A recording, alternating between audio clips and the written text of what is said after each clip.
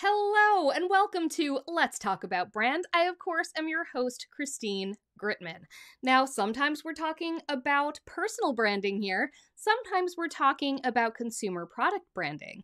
And here's the thing, regardless of which type of brand you are building, you are ultimately building a brand to resonate with people.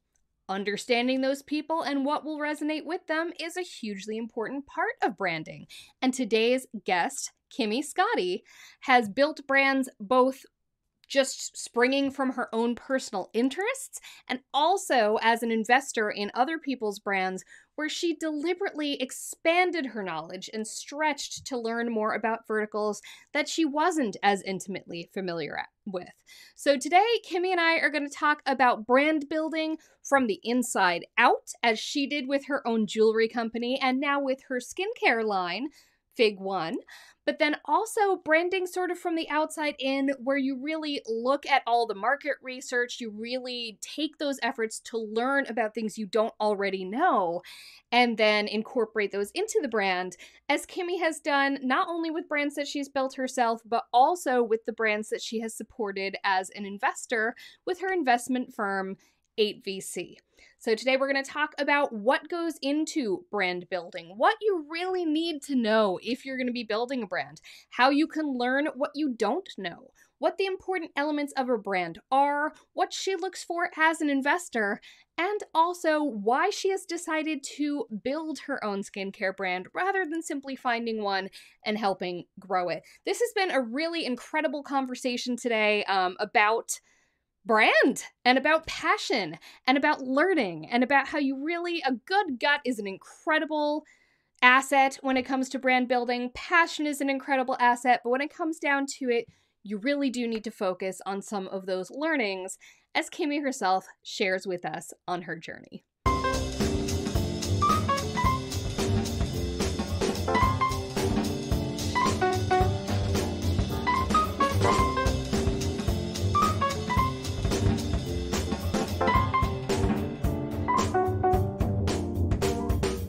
We all know how crucial understanding our target market is for brand building.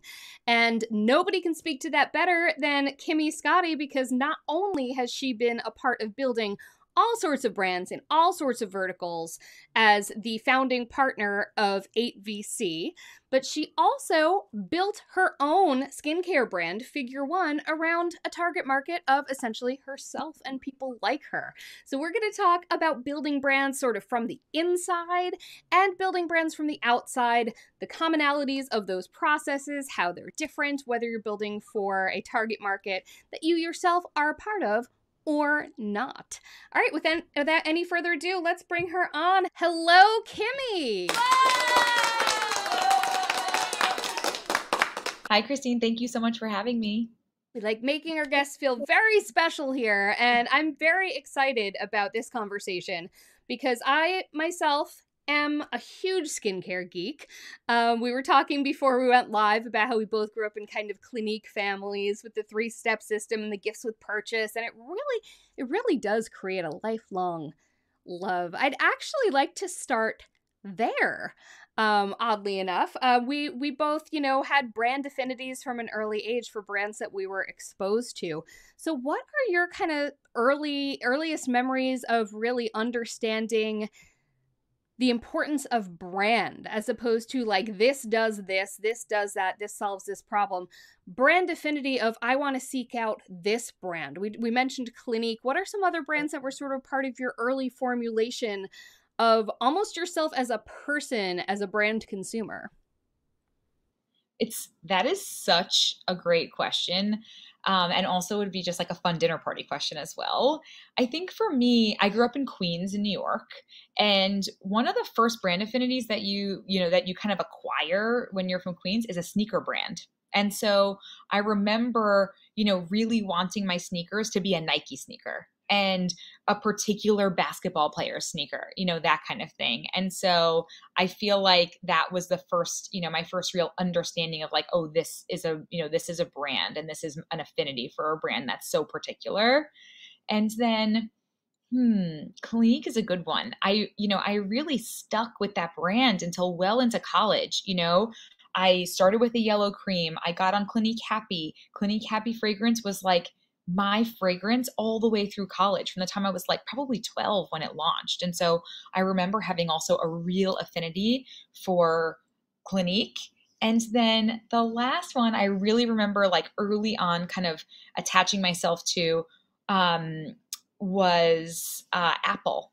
And so I remember I was going to FIT, the Fashion Institute of Technology, and it felt like this is the computer for creatives. And in order to, to be that, I really need, this type of computer, an Apple computer. And so I remember going, to buy my first Apple computer with the money I made from my little jewelry brand. And so I remember buying it and really thinking, oh, now I'm a real creative. Now, speaking of your jewelry brand, you created your own brand super duper early, and you didn't even intend to create it as a brand for other people. You created, if I understand the story correctly, which you'll tell us all in a moment, you created something that you found appealing, that you felt called to create, and it happened to resonate with other people, which is such a cool way to build a brand. But the coolest part of all is you were 15 years old. So tell us, Kimmy, about this first brand that you created and at what point you realized it even was a brand or a business.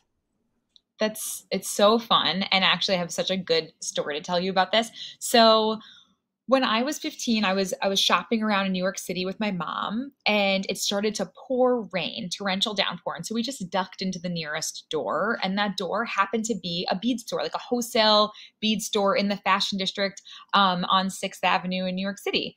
And I made something while we were in there. We had all the time in the world. It was pouring rain. And when I left, I was wearing it. And a woman stopped me and she said, I love that necklace. Where did you buy it? Thinking I was going to say Macy's or something. And I, snapped in and said, I'm actually a designer. And so I can make you one or have one made for you. And she ended up buying the necklace. I did the quick math in my head. What did I spend to make it? I charged her double and I was in business. And so it was my first real experience as an entrepreneur and realized, oh, I can do this. I can actually create something that other people identify, as wanting to represent their own personal style. And I always loved making things. So this seemed like a natural progression for me. I love that. Now, how did you realize though that it was a larger brand and that this was a business now and not just something cool that you could make a hobby out of? How did you take that extra step? First of all, I really admire your confidence as a teenager to have something admired on you and to say, "Yes, I'm a designer." Like calling yourself, branding yourself as a Yeah. designer. That's just incredible. But yeah, like how did you realize that that was really like this is a business. This is not just something I'm doing. That's such a good question. So from there, I started making more things and kind of blew out what I thought was a collection, right? I was like, okay, I'm going to make a handful of necklaces, but also bracelets and earrings and, have it kind of, be cohesive in something that looked like a real designer, right? That's what I was doing. And so I created something that could be, oh, these items could be worn together. Or if you saw them on separate people, you'd be like, oh, these things are related somehow. And had a real sense for what that might be like because I worked in a little boutique at the time. I was working in a little jewelry store. It had jewelry and fashion and denim, and it was a cool little store called Nola's. And I, started seeing line sheets. And so I had a real sense of like, oh, this is what a line looks like when you describe it that way, and a real obsession with fashion myself. And so I started pulling, really creating these things so it looked cohesive that way. And friends and family started buying and wearing them, right? So I started having little jewelry parties, like almost like a Tupperware party where I would sell the jewelry.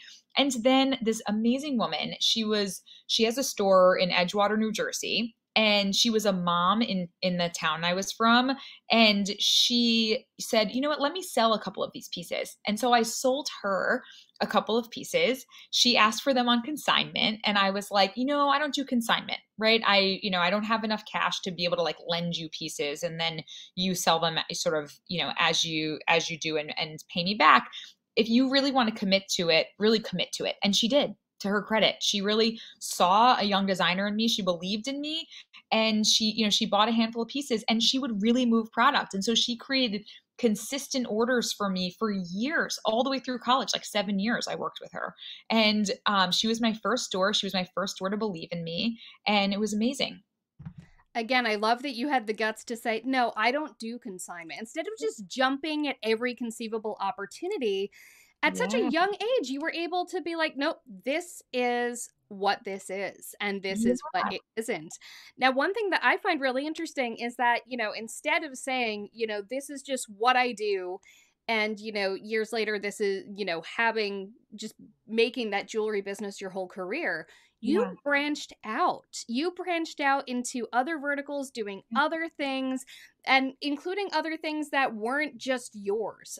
So I'd love to hear how you came to become an investor and how you came to start 8VC.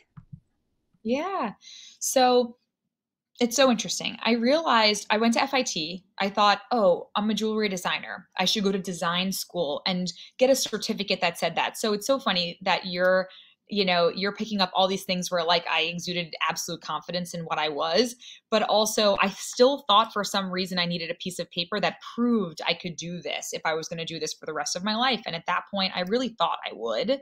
And when I got to FIT, what I realized very quickly is what I had is a unique sense for business, not necessarily the best design sense. I'm more, and it's funny because I would more describe myself and still describe myself this way as a maker. I like to make things, and I like to make a lot of different things, even still now, jewelry, fashion. I like to make elaborate meals. I like to learn how to make things in general, and furniture with my sister sometimes. And so I love to design and build. And that actually is very much an entrepreneurial business mindset versus a designer mindset where you like have a lot of deep expertise in one particular, type of design. And so I realized that my medium as a designer was not necessarily jewelry or fashion. It was actually business. And so when I was leaving FIT, I ended up going into a family office. I learned about what a family office was and investing was inside of this family office in New York. And what they were looking for was a young entrepreneur to help them bring ideas to fruition. And so I went in to do that with them. Ultimately, I fell in love with investing because the thing about investing, there's a lot to love about investing actually. But one of my favorite things about it is it's like a lifelong pursuit of learning and solving your curiosity. You get interested in a category. You spend a lot of time studying, understanding that market really well, understanding the problems and the needs of a particular type of customer, and then seeking a solution for that to align yourself to. And so there's a lot to be passionate about there. And so I love solving a problem. And so this is really like, I would describe it as industrial strength problem solving. And so going from that family office, ultimately, started a number of companies there and helped build a number of companies there. And then started 8VC with my partners who are amazing and who had been professional investors already in some cases, to be able to do that in an industrial strength way. Now, you've built your own brands, you've built your own companies, and we will get to your most recent company in just a bit.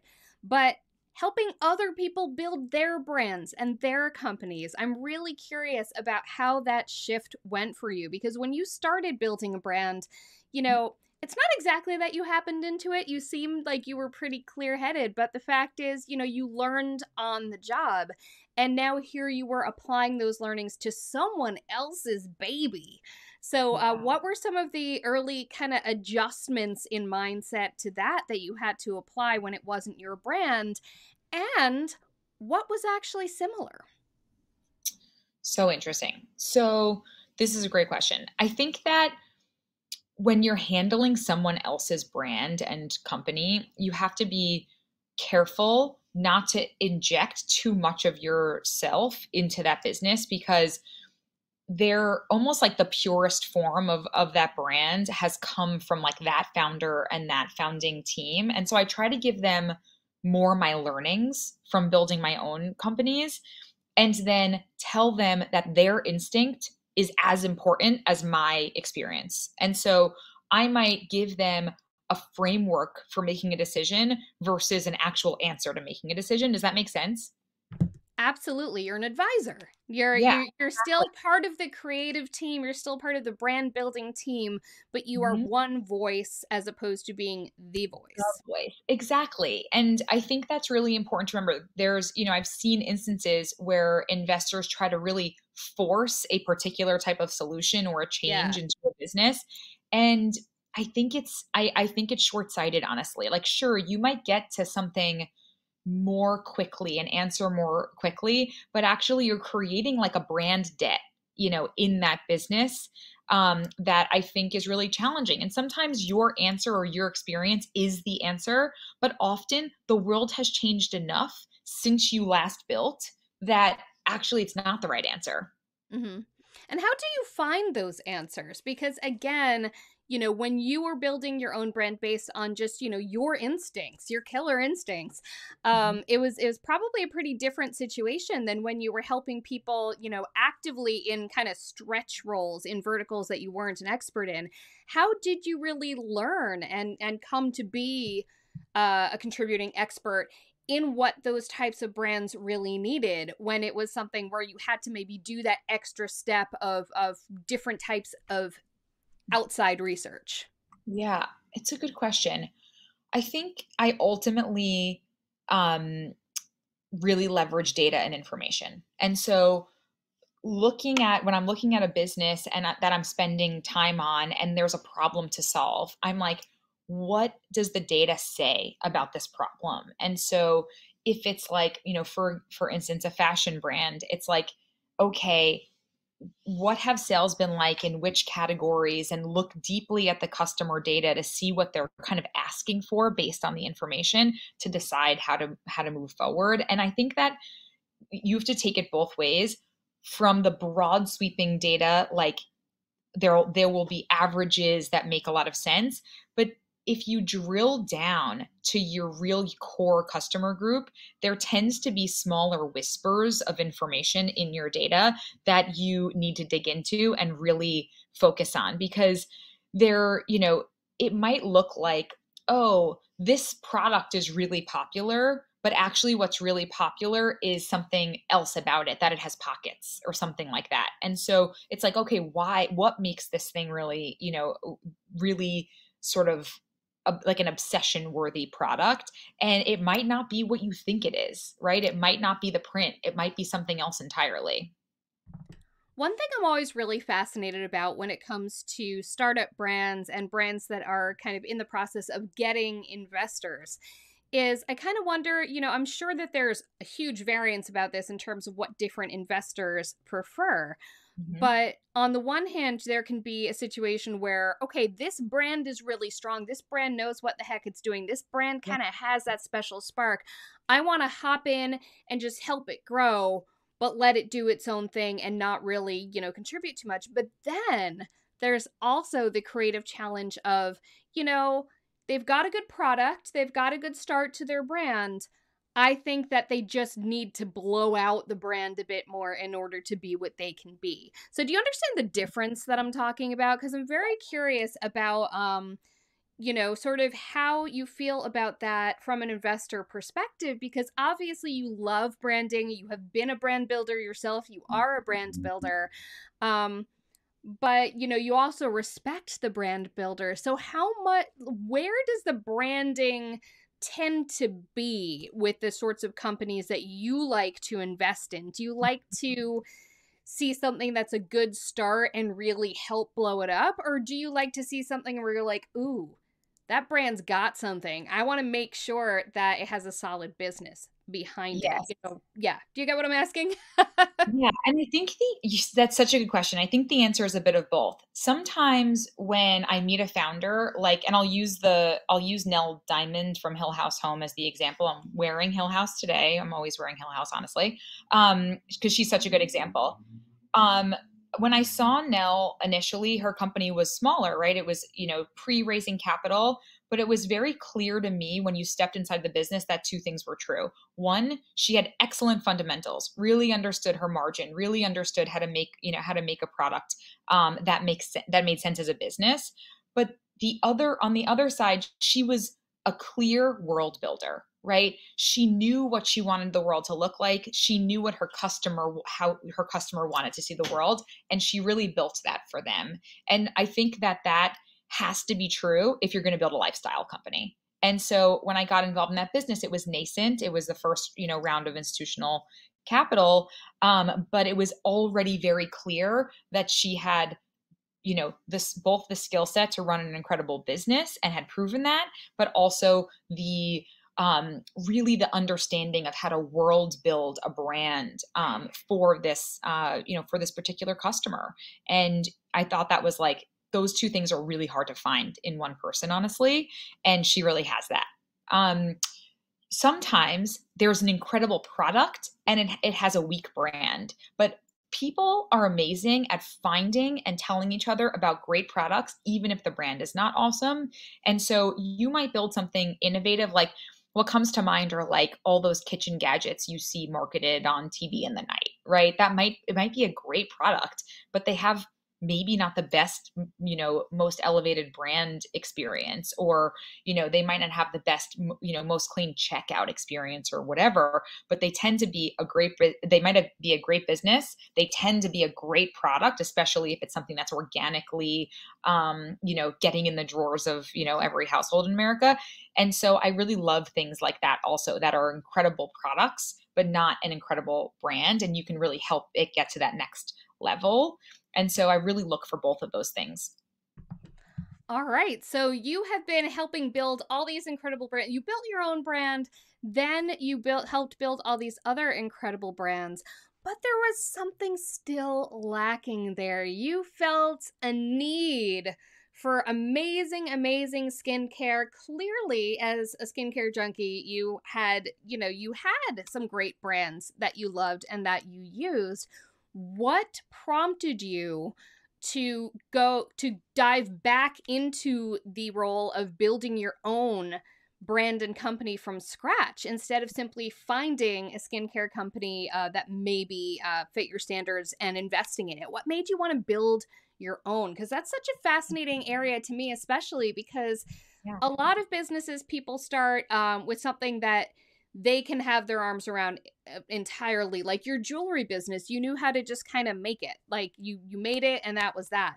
With a skincare brand, you have to find scientists. You have to do R&D and production, and like it's a whole outside of you thing. There's so much overhead, all of that. So what made you decide to take that on and build something new? I mean, I think the high level answer is psychosis, right? It's so crazy to decide to jump back into building another brand and company. But really the real answer is price point. And so I'm obsessed with skincare, have been since I'm 11 years old. We've been talking about that. I went looking for an investment to make. I saw over 100 companies in the space in about a year with my team, and could not really get behind something. Not because there was nothing great in the market. There's a lot of great skincare products, and I didn't used to use some of those products. I still use a lot of other brands' products, and I'm really clear about that in my own online presence as well. And as Fig One as a brand, we also are always like, clear about other products that we love. And when you come to our site and go through our user experience on the consultation front, we will inject and include other brands that either you use or we recommend into your free consultation. And so we really do have a lot of respect for other things in the market. The problem when I was looking at the market for something to invest in is that there was a lot of great products at wildly high prices. And so I thought to myself, something has to be able to be built that is super high potency, active ingredients, but at a price point that made sense and didn't break the bank. And so, I really think of us as like kind of the American answer to the French pharmacy. And so when, I love to go to Europe and go into the French pharmacies. They have the most amazing beauty products and from a lot of brands that we don't have here. And I'm like, why don't we have that in at CVS. And so I built that with my team. Yeah, you did. Now, when you were building that brand, again, it came from your own desire as a consumer and your own needs. Did you mostly focus on that, or did you say, you know what, we're going to branch out also? Like, I don't have acne troubles, but we need an acne line. Or, Yeah. you know, I'm not really aging yet visibly, but we need the hardcore like, did you kind of stick to your own stuff, or did you branch out? And either way, what kind of outside research did you conduct, and how, given that client zero was really you? This is such a great question. So when we started to build the brand of Fig One, um, we started with science. So Fig One is short for Figure One, the first image in a science textbook, because that is really the foundation of the brand is science, is great science and great chemistry. So while I was researching all of these skincare companies, hoping to make an investment, I seeked out the advice of a lot of amazing scientists, the head of Harvard dermatology, the head of Stanford dermatology, Penn dermatology, all these amazing dermatologists and chemists, and ultimately pulled them in when we were formulating Fig One to verify our assumptions, to test product, to look at the line as a whole and see if this really solved the problems that they were trying to solve in their own practices. And so I really aligned to a lot of top dermatologists, estheticians, and chemists, and then partnered with my founding team now, Dr. Courtney Rubin, who's our chief medical officer, and Lizzie Trelstad, our former head of chemistry, who formulated everything that's in the products. And so, alignment to science and research in those areas was a really important step in developing the brand. It was the most important step in developing the brand. Now, you've built brands from scratch as a teenager who was just kind of doing your own thing, and now as an adult, a person who has invested in a lot of brands and learned a lot and seen a lot. Not that much, you're still young, but what are Not some of the differences you've experienced this second go around of building a brand, knowing all that you know from the journey that happened in between? And what perhaps are some of the similarities to building a brand this time? Okay. This is such a great question. So I would say the only thing that's similar is that everything is new again every single time, right? Every time you start a new company, even though I have all of this amazing experience, the market changes, the category is different. All of these things are new, and so then your experience is almost entirely new. Sure, I know how to do like incorporation docs and I have teams for these things, but I also, when we started marketing our skincare products, it's the most crowded market there is the skin is beauty business. And so, in terms of learnings, you're just really starting all over again. You have a framework for how you test and try things, but ultimately the whole process feels really new. I love that. And that constant learning and constant growing is super important, because I'm sure you can't build very creative brands if you have a pre-existing blueprint in your head based on, relying too much on past experience. You know. Exactly. And you can tell that for in a Yeah. brand when you see it, when something is just I step and love repeat, step and repeat. Hmm. it. All right. Final question. As a brand builder yourself and as an investor, if you could give someone building a brand now, a consumer products brand, let's say, if you could give them 3 key tips of stuff that they need to think about or do when it comes to this brand that they are building, what are some key do not miss things that they should do when building a brand? Okay. Number one is make sure that what you're in love with is the problem and not your own solution, because the solution in your product is likely to change while you're sort of in line building. And so you have to make sure what you really understand is that problem and that's what you're trying to fix. I think there's a real tendency to be obsessed with your product, and actually the problem becomes secondary and it needs to be flipped. You really need to focus on the problem. Two is mind the data. Get it out in the market as fast as you can, and then learn and make adjustments from there. If you think your brand is perfect or your business is perfect, you likely waited too long to get out into the market. And so get out, get learning, make changes as you go. Your earliest customers are great resources for building your business. They don't need to see something perfectly tied up in a bow out in the market. They need to see something and react. And then three, really trust your instincts. You're building something and that's really of you, right? And then once it gets out into the world, then everyone's going to interact with it and touch it and have a lot of opinions about it. Make sure that, when you build your own kind of personal board of advisors or your real board of advisors, that you're taking every single thing that they say with a grain of salt. These are things that are driven by their experiences. It's not always going to be true of you. You don't know the reasoning behind the advice they're giving. And so if something doesn't tie well to your instinct, really examine that piece of advice and decide if it feels like it's right for you or not, and then make a decision. It's really important to trust your instincts when building a brand.